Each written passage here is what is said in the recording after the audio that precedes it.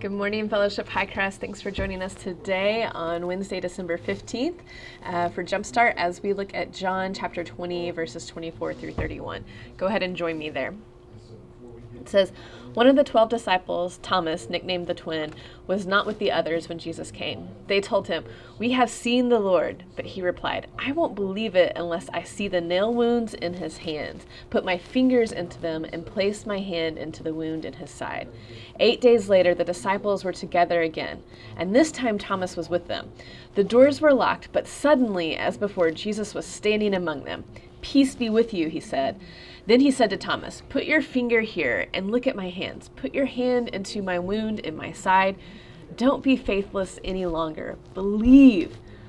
"My Lord and my God," Thomas exclaimed. Then Jesus told him, "You believe because you have seen me, and blessed are those who believe without seeing me." The disciples saw Jesus do many other miraculous signs in addition to the ones recorded in this book. But these were written so that you may continue to believe that Jesus is the Messiah, the Son of God, that by believing in him, you will have life by the power of his name.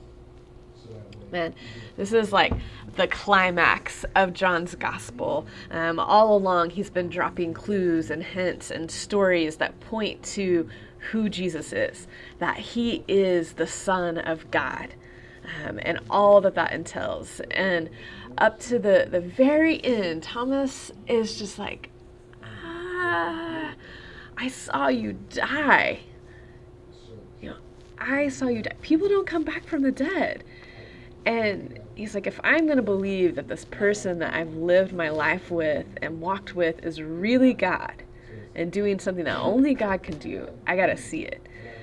And Jesus honors that for him, and he comes and Thomas gets to see it, and his explanation is one of belief. "You are my Lord and you are my God. I believe that you are everything that you say you are."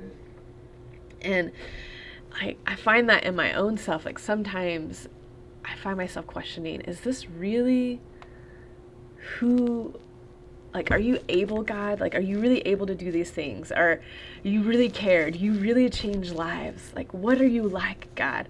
And I'm so grateful that John wrote this gospel so that we get to see the story of who Jesus is and how he changes lives and the impact that he had by coming and living here as both fully human and fully God.